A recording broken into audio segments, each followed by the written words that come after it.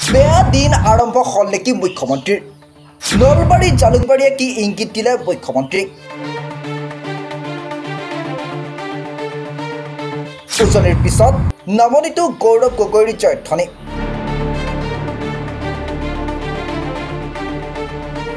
মুখ্যমন্ত্ৰীৰ সমষ্টিতেই গৌৰৱৰ সমৰ্থনত ওলাই আহিল সাধাৰণ জনতা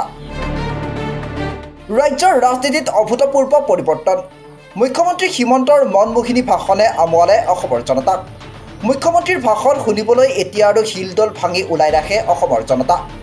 খালী চকীৰ সন্মুখতেই নিজৰ আৰু চৰকাৰৰ জয়গান গাবলগীয়া হৈছে মুখ্যমন্ত্ৰী হিমন্তই অৱশ্যে মূৰ নথকা একাংশ সংবাদকৰ্মী আৰু সম্পাদকৰ বাবে সংবাদ মাধ্যমত বিতৰ্কিত মন্তব্য কৰি নিজৰ অস্তিত্ব বৰ্তাই ৰাখিছে মুখ্যমন্ত্ৰী হিমন্তই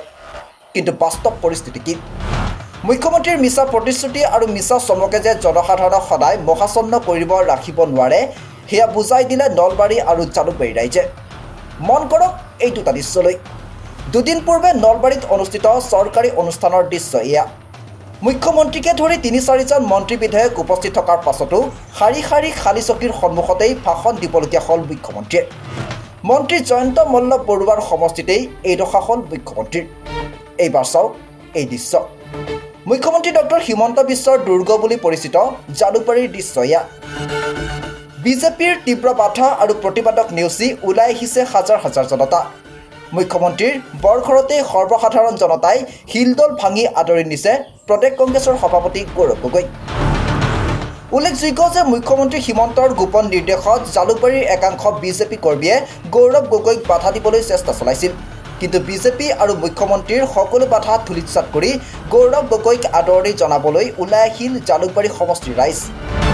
শুৱালকুছি শিঙিমাৰী বামুণ্ডি আদি অঞ্চলৰ ৰাইজে দিলে গৌৰৱ গগৈ জিন্দাবাদ ধ্বনি